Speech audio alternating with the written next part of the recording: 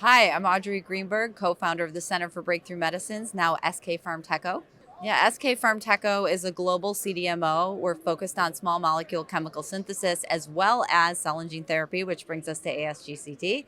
We have plants in both France and the United States in Philadelphia, where we manufacture plasmids, vectors, cell therapy, and all the wraparound testing and analytics. Highlight from the event is certainly hearing Peter Marks talk about how he is so bullish on our industry and so hopeful for not just gene therapy, but obviously cell therapy.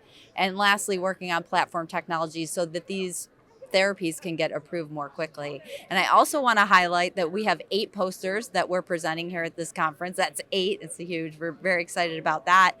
We also just announced a commercial manufacturing agreement with Ferring Pharmaceuticals, where we're manufacturing their bladder cancer therapy, which is just groundbreaking therapy for those suffering from bladder cancer. So we're really thrilled about that. And we just dropped a white paper on RCAAV testing. One thing unique about SK Pharmteco is we not only do manufacturing, but we also do standalone testing. So really excited about that.